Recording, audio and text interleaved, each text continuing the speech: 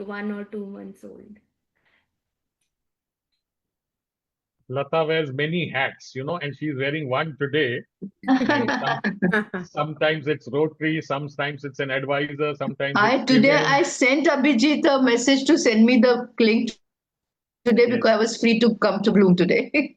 So I Wonderful. just sent him a message. Please send me the link. So thank you very much for accepting me today. And thank you, Esther, for remembering me. Thank you so much. No, you left an impression on us, ma'am, even in the first week that we could get to interact with you. Thank you so much.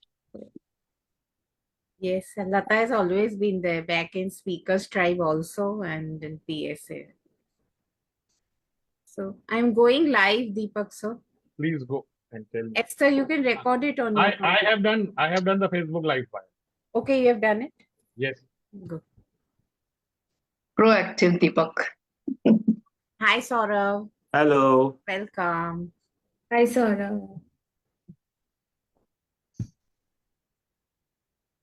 So, hello, namaste, namaskar, good afternoon, good morning, or maybe even good evening, in whichever part of the world you are joining us from.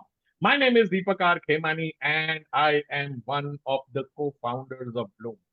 Along with our founder, Payal, it gives me great pleasure to invite all of you to this 258th. Yes, you heard it right.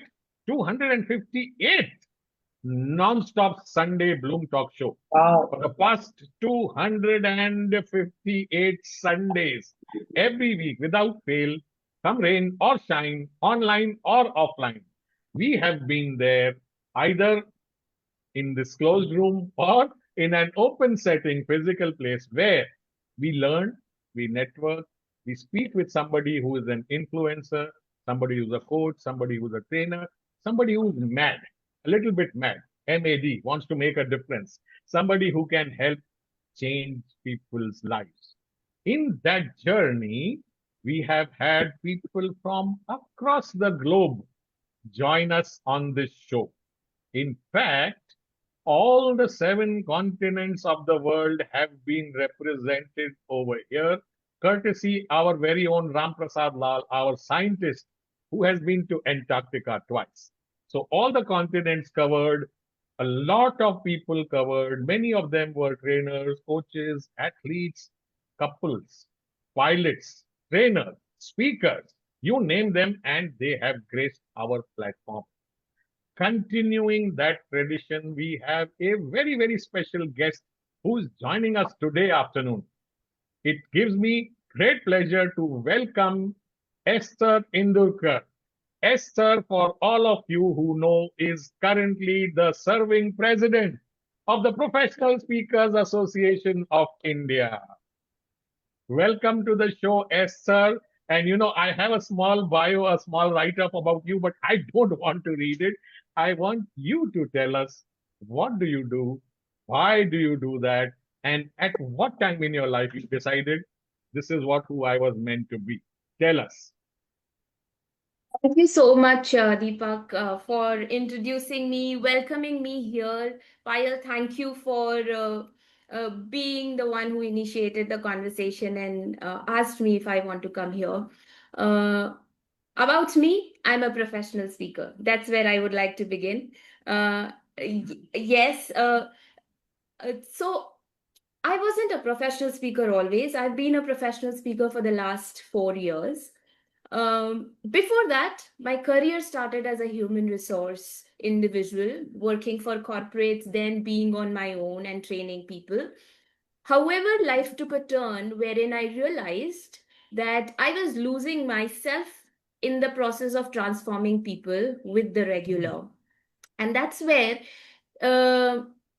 for me, I learned the hard way. I had to push myself to connect with myself more and get closer to myself and the very essence of being human. And that's what I work on now. I have been working for the last 20 years as a human centric leadership expert, wherein I work with corporate leaders to help them take control of the results that they create in their life. So it is more about becoming resourceful than to be dependent on the resources.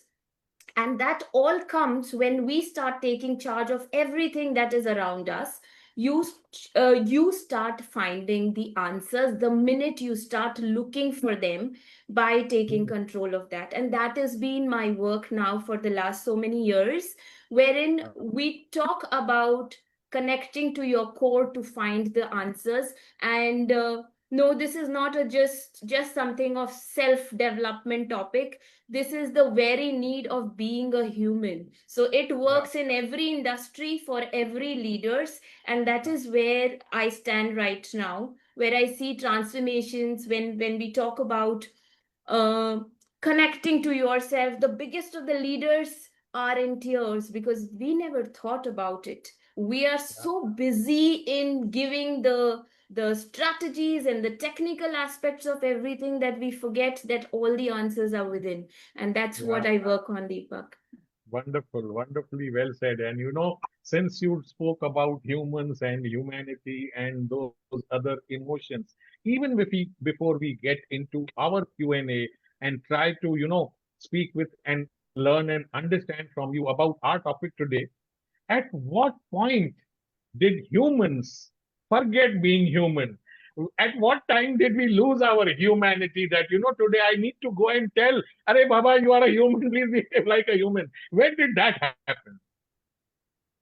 I think every passing minute that our desires to be more advanced, to achieve more, we are losing that essence. And so every passing day, when we forget to give those 5 or 10 minutes to ourselves, we are losing ourselves in that process. So Yeah, some of us are still connected because we realized it in some part of our life that no, I am the most important person if I have to bring in change or impact lives. So we've started regularly giving and coming close or coming back to ourselves.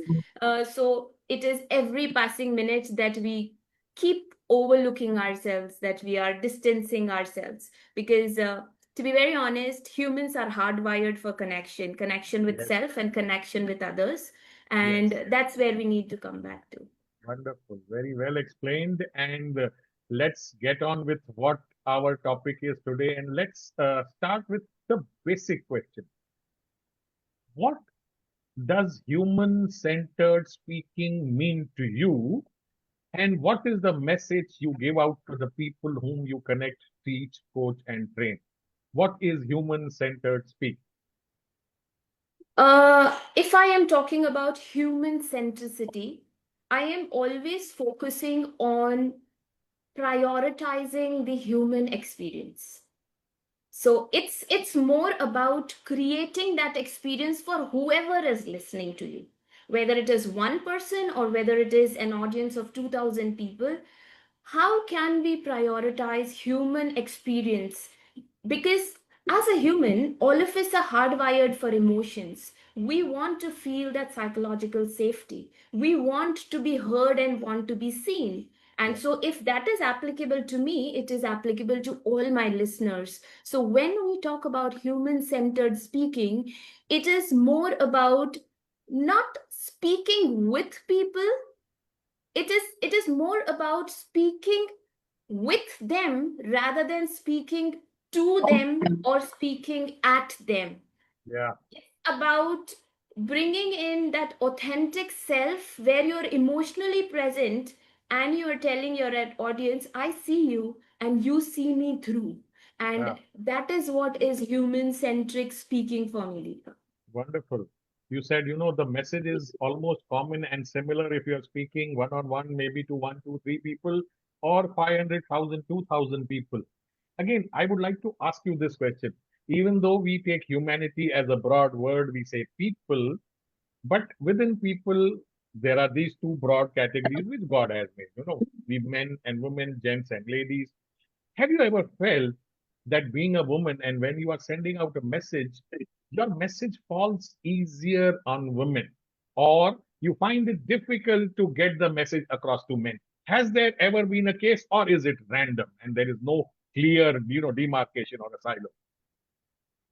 Uh, I feel the message lands pretty much the same on both the genders. It's just that we see the expression coming from women much sooner than the men. Okay. So in our upbringing, we have been hardwired to behave in that way. So not that we don't feel, it's just Yeah. that we don't see that expression of feeling. It takes a Yeah. little bit more time. They take a Mm. little bit more time to be vulnerable. Women Yeah. are easy. We take caretakers right from the beginning, and Yeah. this we're seen as the softer ones always, and so Yeah. we express sooner. So that's Yes. how it is. But to be very honest, when we create any example, if we say anything that we say, it's much the same. It's just that a woman will say yes with a big nod, and men will say in their head, yeah, that's Mm. correct. So the nod, the expression makes us feel Yes. that, oh, these are the tough ones. But to be Yeah. very honest, when men find their space of trust and comfort, uh, they are they are like the little kids who want to express. So that's Yes. the only Yeah. difference I feel. They open up when they realize that they are in that safe space, a safe zone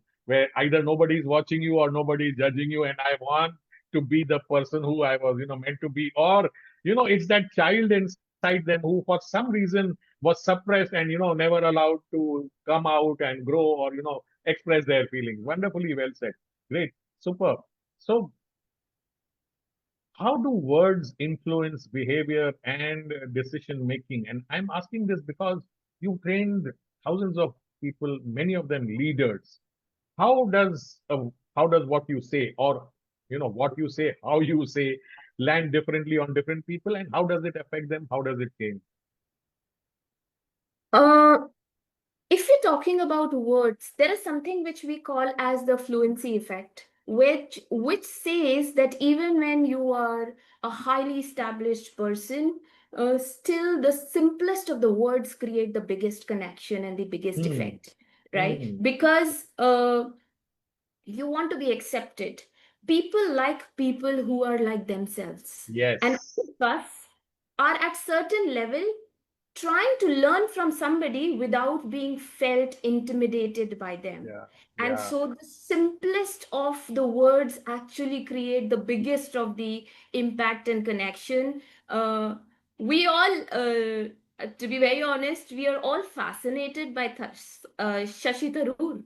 But who would want to go That and name talk was to him? that name was there here on my lips. I said that is the next thing I'm going to ask Esther, and you mentioned him.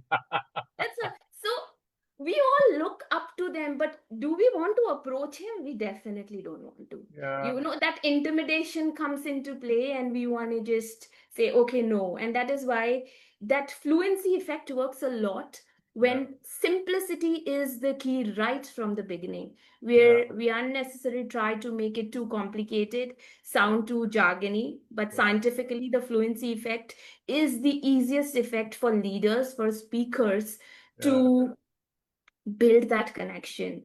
Yeah. Because again, people like people who are like themselves. Mm. And uh, that's what. So, yes, words have its power, but used in a balanced way. Yeah. If the intention is to build a connection, if the intention is to break that barrier, Yeah. humility, simplicity works the best. That's worked Yeah. best for me also.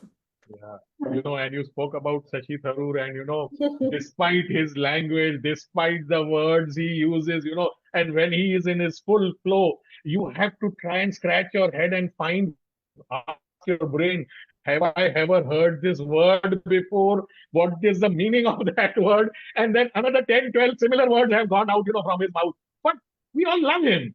In fact, despite being in the opposition, Prime Minister Modi sent him to other countries to explain our view that, listen to this person, he can express it very, very well rather than our own. So, even when we can't understand him, we still love him for what he does and the way he is and his charm and his speaking ability. Yeah, yeah. Now, everybody can't become Shashi Tharoor. Most of us are like us, you, me, and everybody here in this room. How do we change ourselves?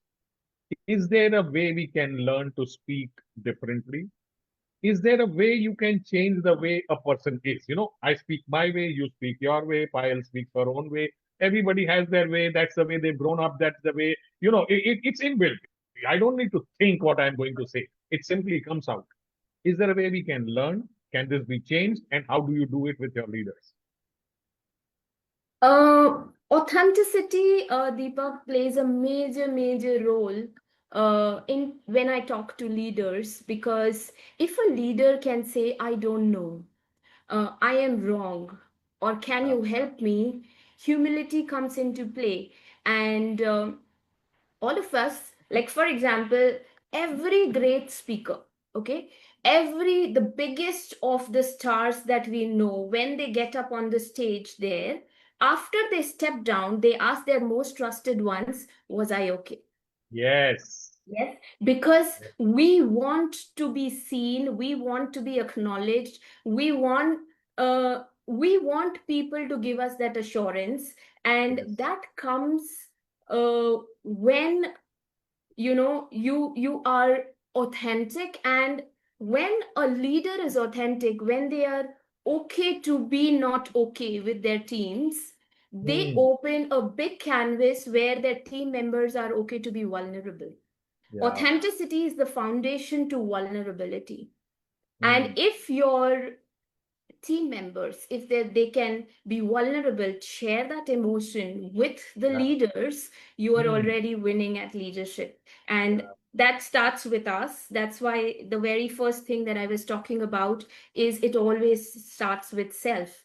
So that is one thing, and it works wonderfully also from the stage where you are your most own self.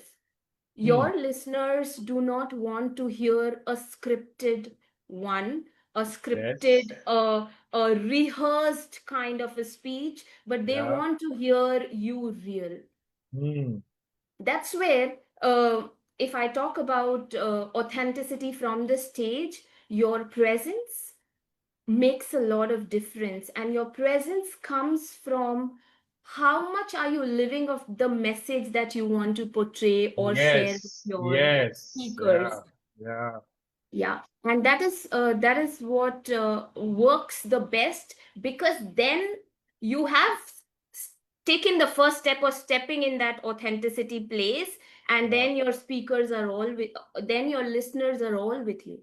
They want to hear you. They are like, okay, this one has gone through what I have gone through. Okay, Yeah. she is speaking, or he is speaking what resonates with me. And that is why the Shashi Tharoor, we appreciate him from here. But do I want to go on the stage? No, I don't want to, because I'll make a fool of myself. So Yeah. it's with that realness that we can bring. It is in your presence, in the charisma that you carry, uh, showing warmth. Scientifically, it has been studied and accepted that your warmth comes from your eyes and the way you smile. And that is Yeah. a learnable skill. So Yes. that's where you work on creating that warmth, and Yeah. people start accepting you because they feel that you are real. And Hmm. at least I can go and have a conversation after the talk or after the session. Yes. That's where we begin, and then there we have so many things that we can do. You know, and you said about warmth in their eyes and the smile on their lips, and right in center of my screen, there it is Payal with her chin on her hand, and there's the smile. Payal, would you like to ask or say something, or want to take it forward? I just saw you and I thought I'd bring you in. Yeah, thank you, Deepak sir. So, Esther, since we were speaking on vulnerability and authenticity, can you share a personal story where vulnerability enhanced your connection with the audience? Oh, I have so many. I goof up like a boss. Nobody knows that I goofed up. But even if they know, I'm just okay to be not okay on the stage. Uh my first TEDx, which happened, that was my first place where I was very vulnerable, because that 18 minutes of talk in between, uh, there was a sound problem between my talk, and it made that key sound which it makes when the speaker and something happens. And I was like, okay. I waited for 3 seconds. It became okay. I went into the groove. That is one experience. Uh, but at these moments, I'll tell you another one. When I went to MAPS, I was delivering a keynote in a five-star place. It was a summit of 2 days, and it was a five-star place. Everything had to be in place. But when I started talking for like 2 or 3 seconds, electricity went off on my speech in the entire 2 days. And I was like, oh. And then I knew the mic adjusting guy. I said, Dave, can you help me? And everybody was like, started clapping and supporting me. But what I've learned is that in these vulnerable moments, it comes with practice, that you have to learn not to shrink. Even when you start showing confidence with your words, your body shrinks. So we need to learn to practice the goof ups every time, even in my masterminds, which I take. I say, practice the script, but practice the goof ups and distractions more than the script, because that is going to happen. And how you will respond to those decides, and your listeners feel, okay, she is real. She knows what she's doing and she handled it well. And so I must listen to her. And so that's exactly so. Practice your scripts, practice your sessions, but practice the distractions and goof ups. We have some exercises that we do. Maybe some other day we will share that. Thank you, Esther. My one more question to you is, you have worked with 50 brands, more than over 50 brands. What are the some patterns you see in organizations that foster high trust and sustainable success? Uh, in every organization that I work, the problem with our industry is that we have all the matrix to measure skills, but we do not have matrix to measure trust. And trust is one of the key aspects where, if your team members work on trust, then if they're working with trust in the leadership, they will go the extra mile every single time. And so in all the organizations and all the leaders that I work with, we start with trust.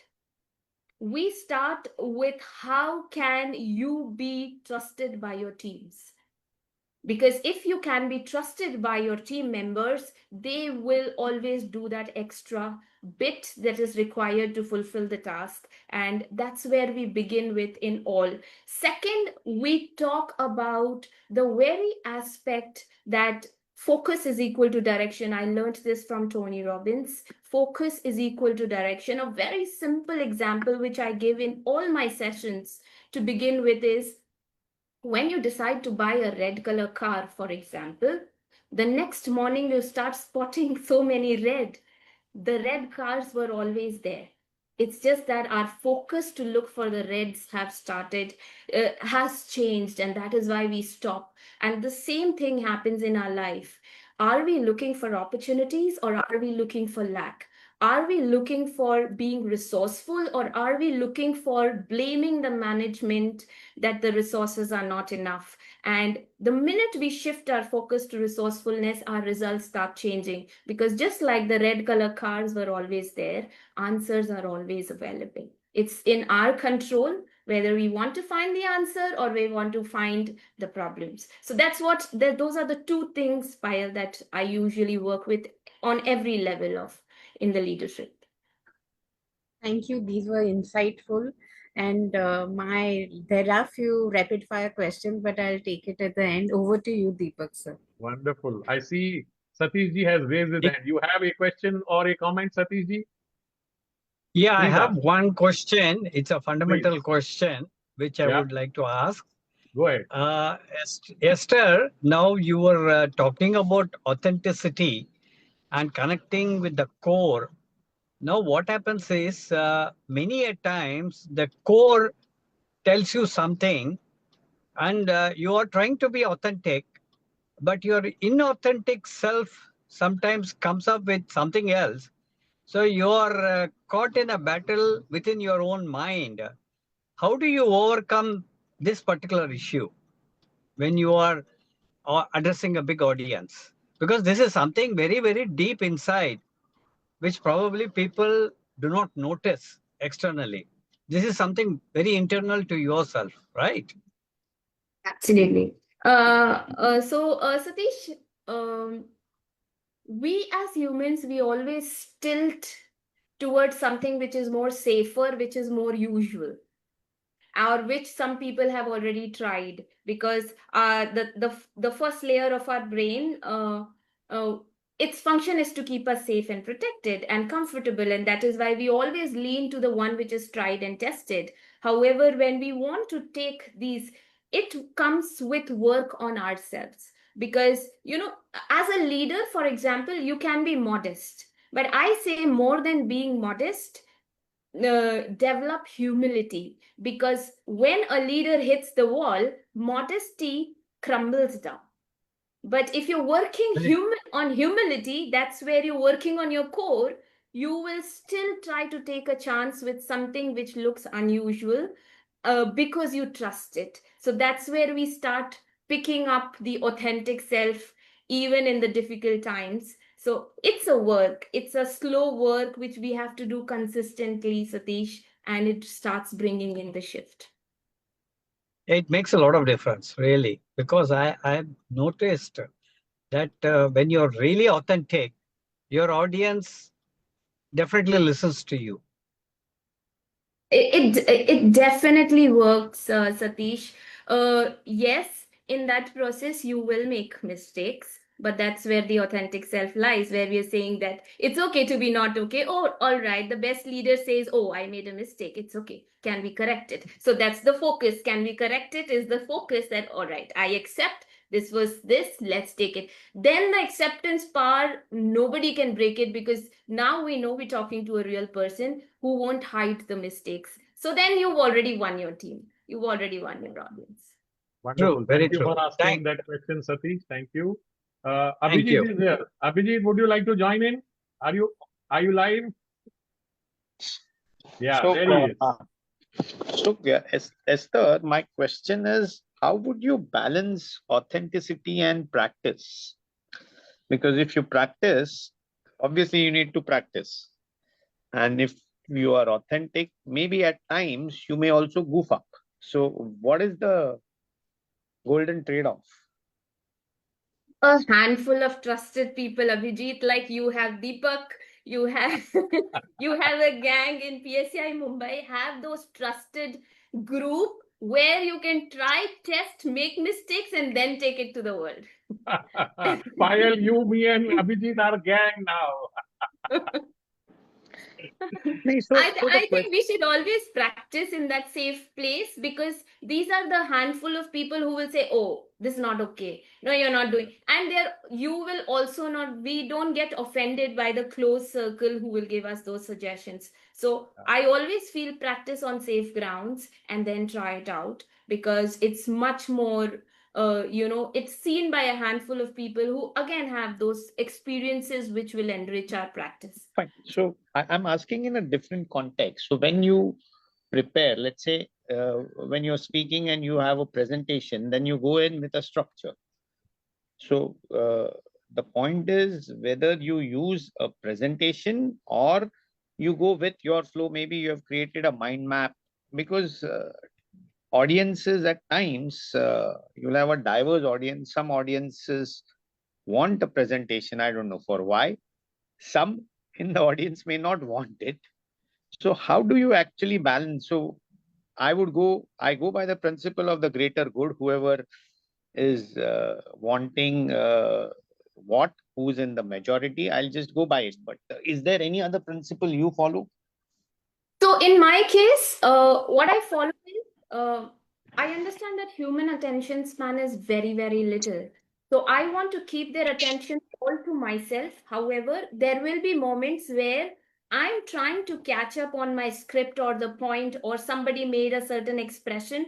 That's where my slides cover up for me. But my slide decks are very minimal slides, which creates curiosity. It does not give away the content, so they still have to be with me. So I bring in a balance with minimal slides but keeping their attention to me, so that I can, because my topics usually come with stories and scenarios most of the time, and so it needs a lot of expression. I need to take them visually through those stories, and so I keep my slides very minimal, but still making them curious. Oh, this slide looks like this. What is she going to say? So they come back to, I get that attention back. That's how I balance it, Abhijit. So I would take away that curiosity would be the key in even in while speaking or maybe even while maybe presenting.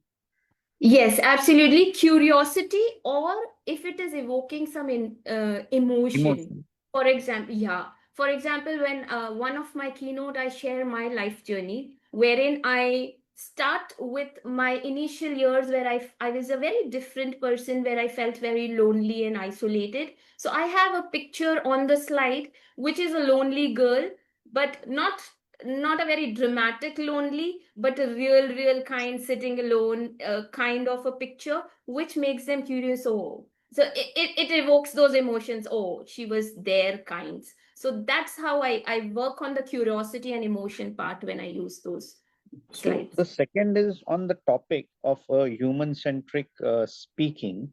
And while I would obviously and absolutely agree that you need to have compassion, courtesy, maybe an empathy for the audience, at times when uh, the presentation is very short, so maybe like you're giving a TEDx talk for about 15 minutes, how would you get in such a short time create that human centricity? When we have a very short time, usually I script my scripts as a journey. So one of the tricks that I use is I make sure. So for example, in an 18-minute TEDx talk, if I have say 5 paragraphs, every 2 lines, I make sure that I am filling my script with an emotional hook or a bulb-on moment. And so every paragraph who has those emotional hooks or bulb-on moments as I create my script. So I'm keeping them 18 minutes together, making sure that the end result, whatever are the 3 key takeaways that I want to bring out, they are properly put together. So I put the 3 takeaways, then create a story which is connected to one to the other and then the third one. However, once that is structured, I create emotional hooks or bulb on moments in every 2 to 3 sentences so that they are with me all 18 minutes. So how would you view a conversational style of speaking where you just go with the flow, you just share your experiences and you just speak what comes to you in that flow, which is maybe your authentic self vis-a-vis maybe trying to, as you say, hook an emotion or have 3 takeaways. So that's a structure. So I'm just wondering is that I've experimented with all of that, but what exactly would you say the golden formula or the golden balance Golden between? formula. So the balance, we want to be authentic, Abhijit, but we also want to build that authority on the topic that we're talking about, because that's where people will connect with us to be wanting to learn from us. And that is why a structure, even though we are talking free flowing, when I practice, we need to create a mind map in our head that we cover 1, 2, 3, or 5 points in the flow. That's where we practice before we deliver the speech. So authenticity is when we are delivering freely in our most natural way. But authority is that I want to make sure that these 5 points must be covered, because that is what is going to make them ask me questions after my talk. So authority can be built in various ways. According to my experience, it's not just the content. You showcase that content with the voice.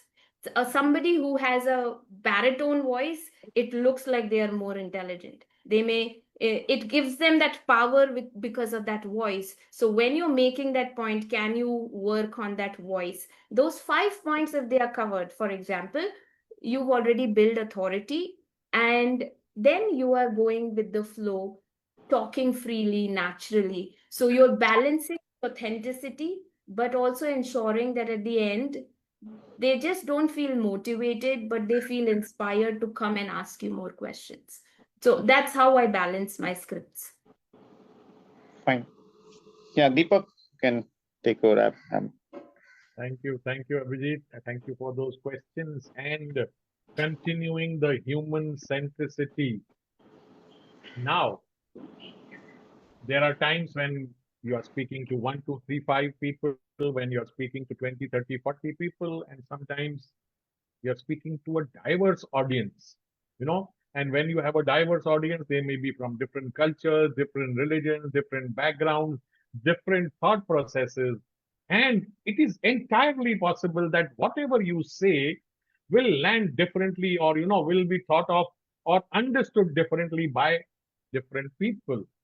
So, how do you change or modify or edit or speak in such a way that when you're speaking to a small group, you are saying things differently? The message may be the same, but you are saying it differently. And when you're speaking to large audiences, how do you manage to do that? And what would be your two to three, pointers for people who would want to learn from this? The very first thing, Deepak, that's a very nice question. The very first thing that all of us must do is know what kind of audience would come.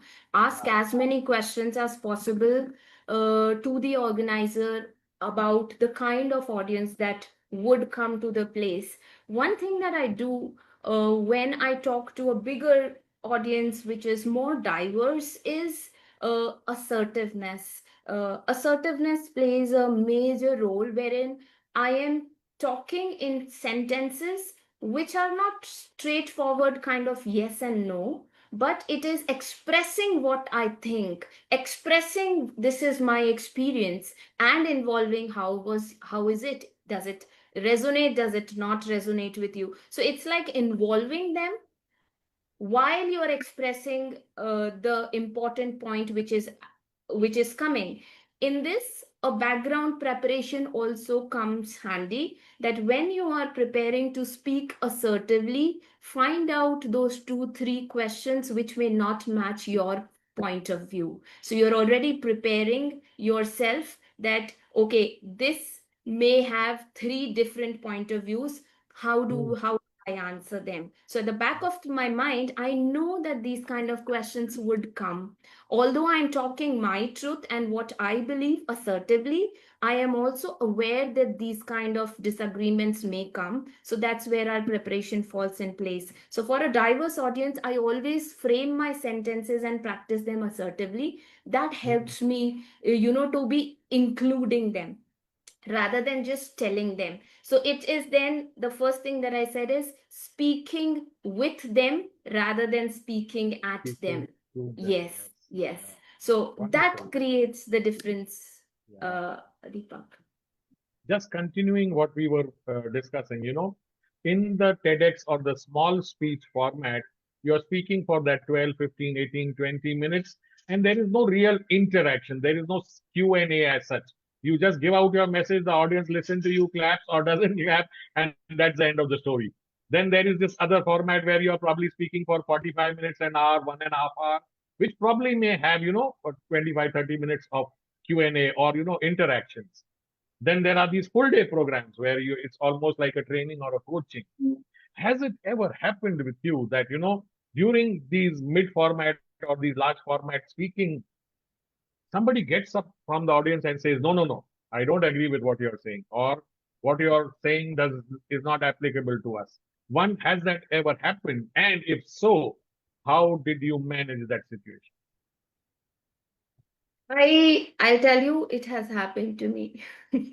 But in my masterminds also, that's what I try to push everybody to practice is practice the difficult times Yeah. which may come. I have a list of things that may go south, and I practice that. I practice that more than human centricity, because I should be able to handle it with calm. Because at that moment, what happens is our emotions just go on the peak. We become very Yes. defensive.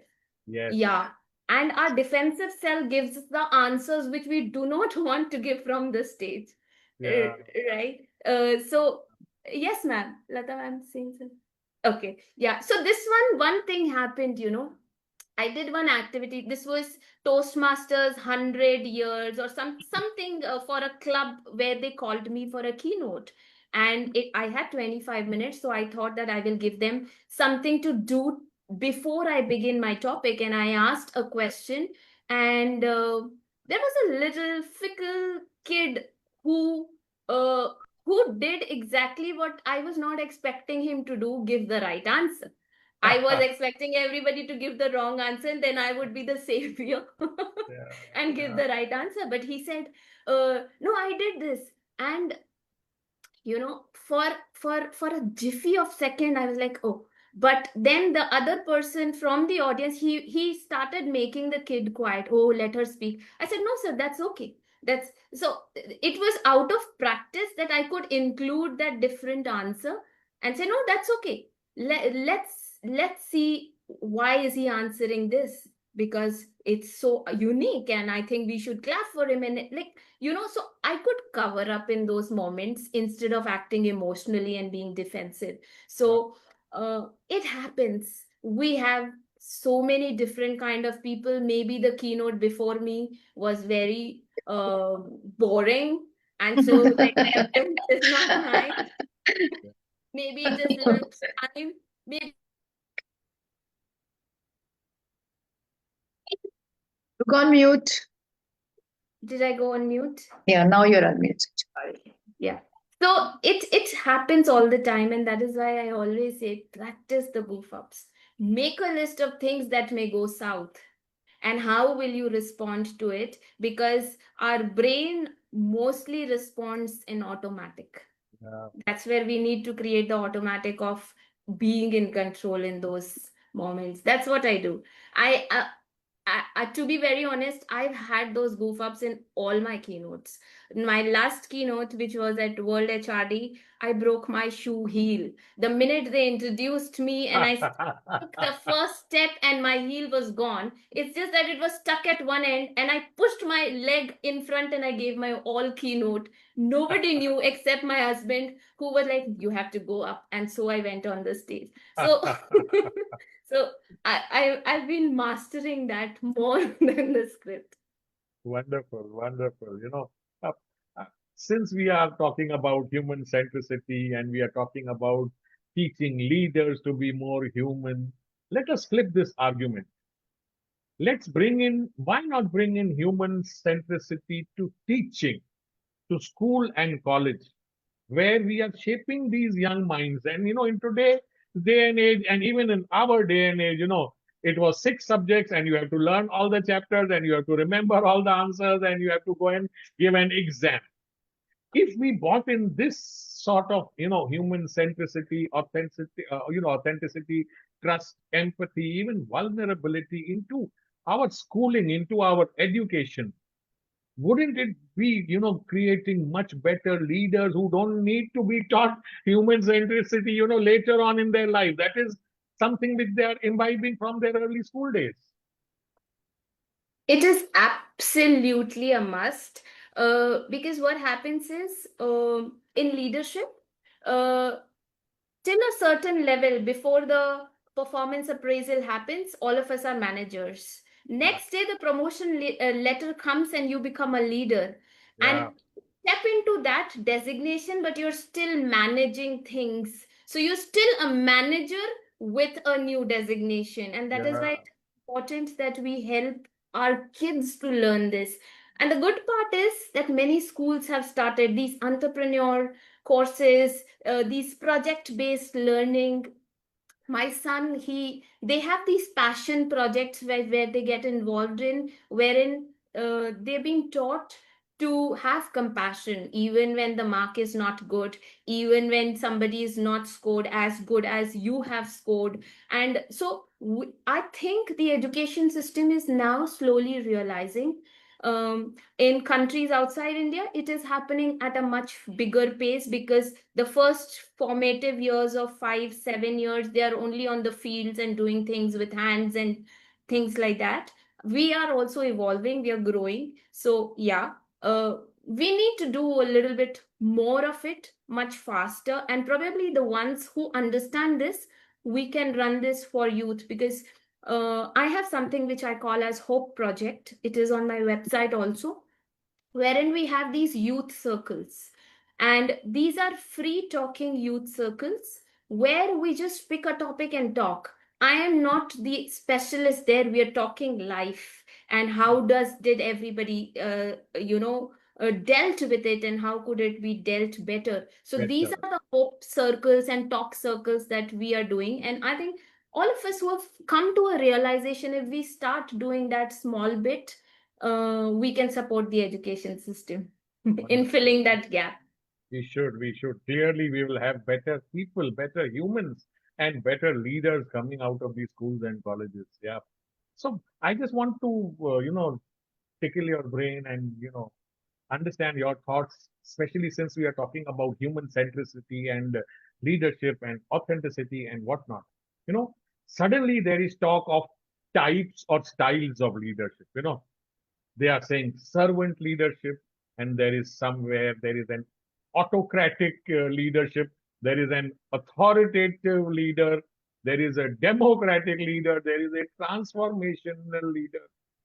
Do we need to identify or put leadership into these silos, or why shouldn't leadership be a wholesome concept which includes a little bit of everything?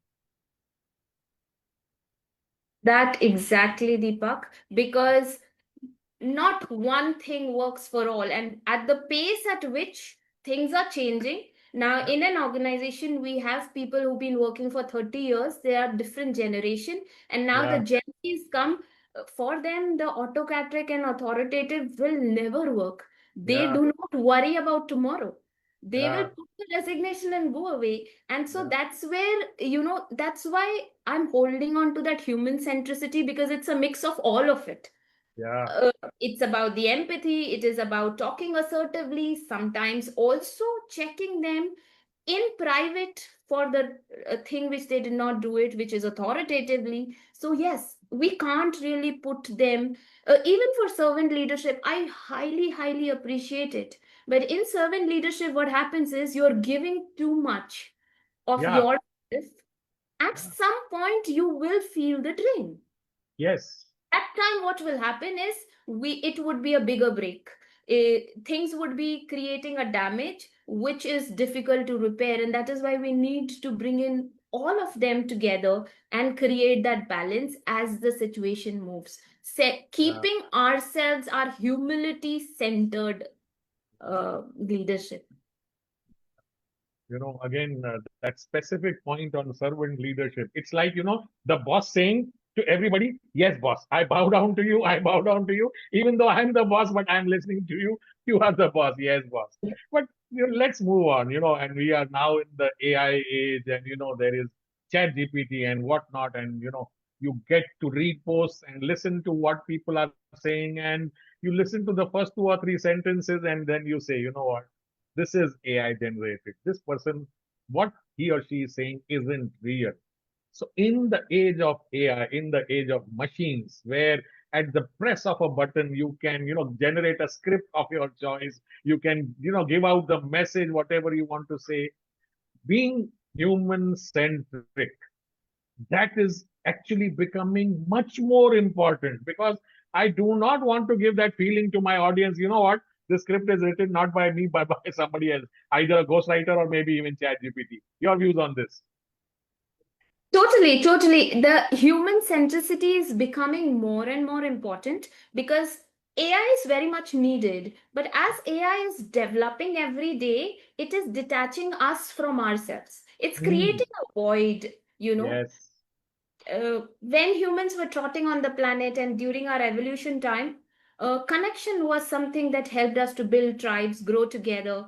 Yes. Our emotions were developed. And so that is at the very core of our existence. And Yeah. with all these developments, that void is created. So to fill that void, being more you fills in that void, that Hmm. human aspect, and very much needed, because yes, AI is there to help us, to support us, and if we don't accept it, we would become redundant. That's Yeah. also a fact. But Yes. a robot cannot hug you. A robot Yeah. can't look into your eyes and say it's okay. Yeah. And that is what is gives us the edge, you know. Like for example, there was a study done wherein AI robots. I'll quickly tell this example. AI robots were put into a hospital to attend to these cancer patients and patients who were going through severe illnesses because they go through a mental trauma also. But what was seen is that when these AI robots were there to connect or sit with these people's health was deteriorating more. Oh. Yeah, because those people were doing the work, that robots were doing the work, but they couldn't hold the hand of that person who was feeling that they are dying. So the Yeah. connection was missing. They couldn't look into their eyes and say, "You will be okay." Yeah. Like, so those are the beauty that only we have as Yes. humans. And so it makes all the more sense now than before that we become more of it. Mm. And of course, then work with AI in balance. Yeah. So we are talking about human-centric speaking, how speakers should, change, modify, update, upgrade the way they connect with their audience. And by virtue of you being the president of the Professional Speakers Association of India, and 80% of this room being a part of the PSAI, what are the top two, three, four skills you would, tell all speakers to embrace, learn, change, or adapt, so that their speaking, when they are on stage, their message goes out more in a human centric way rather than this is my keynote, I came, I gave it, and bye, see you. The very first thing I would suggest every PSI member is to start calling them professional speakers. We we are still trying to accept it. And that is the first step. I think we all are professional speaker in our own right, and then Yes. we need to put in the work. So it's first the acceptance of calling ourselves professional speakers. Second thing I would suggest everybody for professional speaking is work on creating the experience for your listeners, whether it is for 20 minutes, whether it is for 45 minutes. And that comes when you create those emotional hooks in the script that you're creating. Practice, practice, practice, but practice the goof ups also, because Yeah. that gives you an edge. And things go wrong without our knowledge on the stage when you're all confident, I know the topic, and then suddenly something happens, oh, what happened? We forget the script, we just shrink, and then it's a blackout, and then we will give excuse all the next 1 month. Oh, this happened, no, so I had a blackout. But why didn't you practice? You are a professional speaker. So that is one thing that I would suggest. And especially because a lot of us are in PSI, and we know PSI, this is a safe place to practice. Just like I was telling Abhijit, that get that gang of 5-6 people where you can practice, make mistake, and let the suggestions come in. That really helps. I have grown a second career from professional speaking. I've said this always every single time, that I got my career from here, and it is only because I started showing up, asking questions, and all of them, you, Deepak, Harish sir, Lata ma'am, just like I said, that I remember her in the very first month when I came to Mumbai for a physical meet, and she was there. And everybody is so accepting and supporting. I think this is a great opportunity for us to build on it. Rather than saying, why the community is not giving me this, ask what can the community give. And if I say this is what I can give, go get hold of the person, and you will get hold of the person. We're just close to 200 members, so it's easy to reach everybody. But start from calling yourself professional speakers. That's where the line begins, that's where the journey begins, and then everything starts falling in place. Wonderful, wonderful. I see Hari ji is here and he's been there right from the beginning. A few words from you, Hari sir. I'm so happy to be listening to Esther today. She has been emphasizing only one word: take ownership of the stage.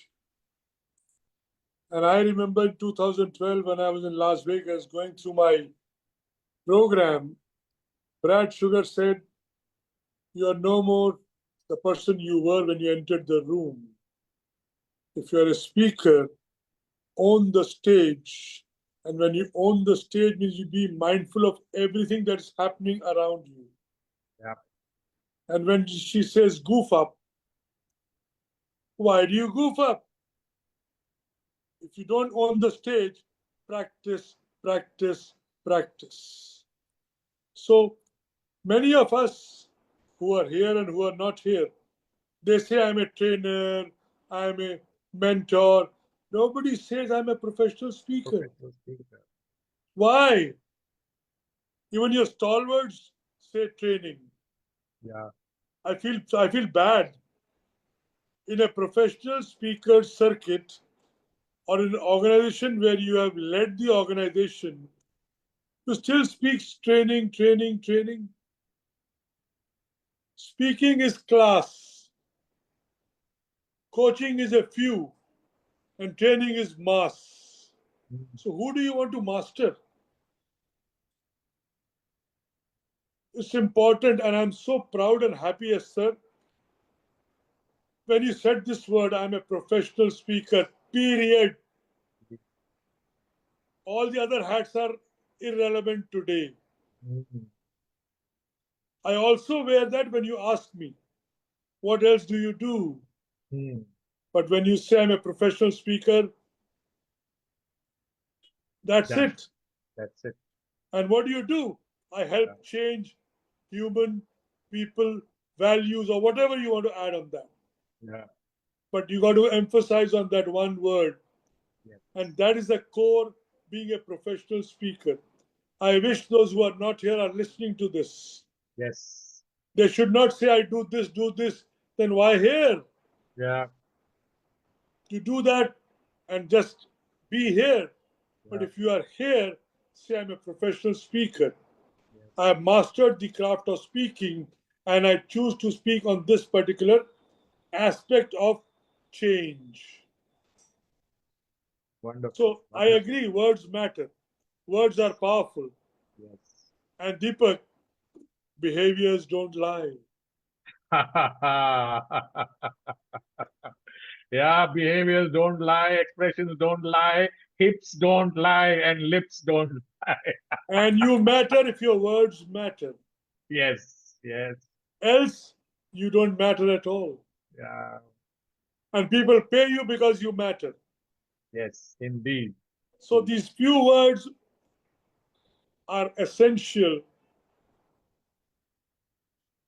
Don't give the whole story. Yes, People have got a lot of stories to share, but are they your yes, own stories? yes. What changed you? I remember once when we sit down together, I'll share you my story Wonderful. that how change happened in 96 to 98 with me. Hmm.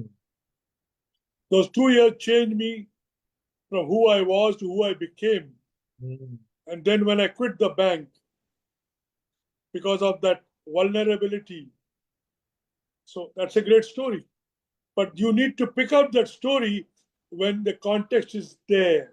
Yes, Don't share your story without out of context. yes. Wonderful. Thank you for sharing that, Hari sir. Let me bring in Saurabh. He's been around right again since the beginning. His daughter was joining in a little bit time and then going back again. Saurabh, your views, your thoughts, if you have a question.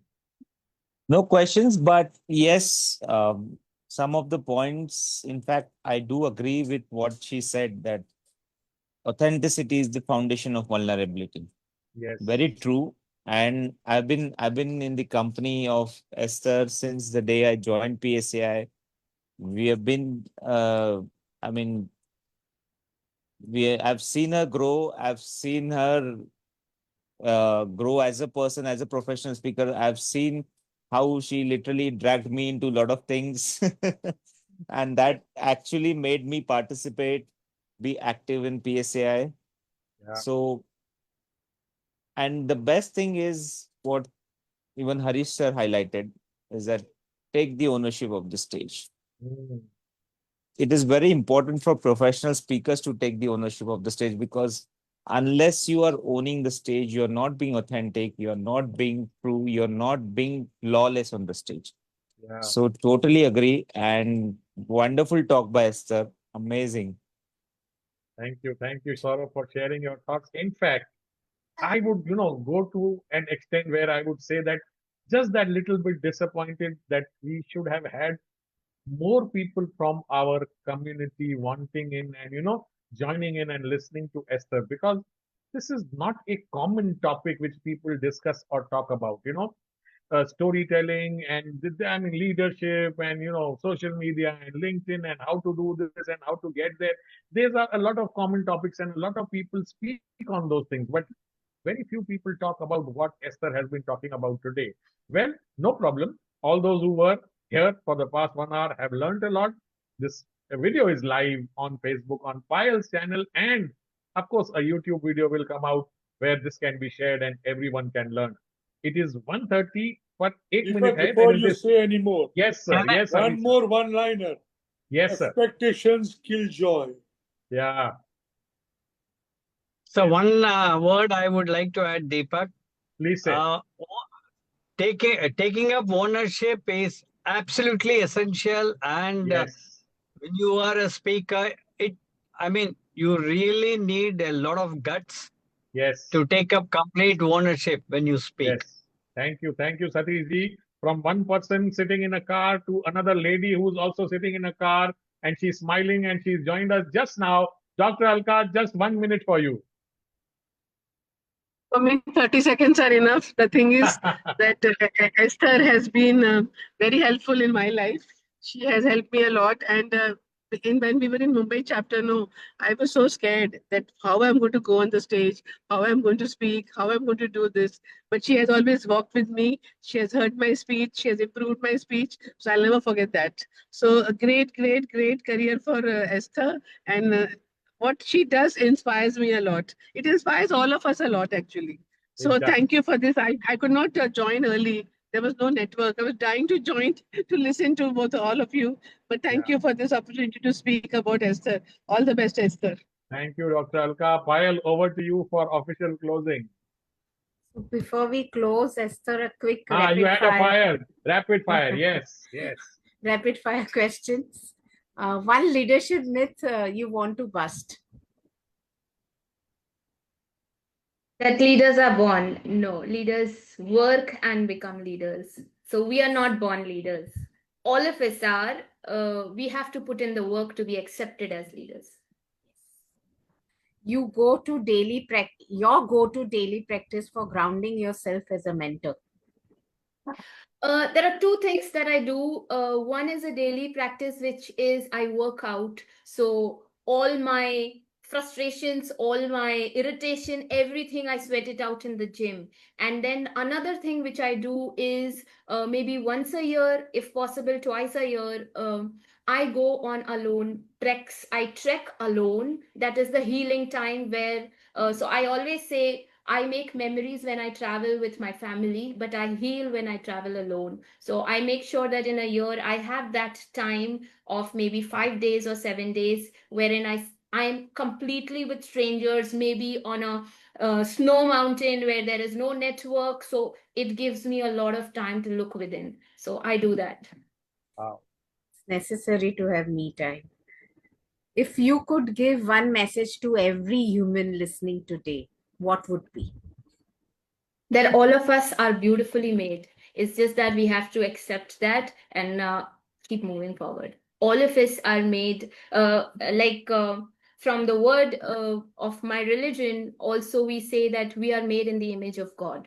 That means we are the best creation. It's just that we have to start accepting it more.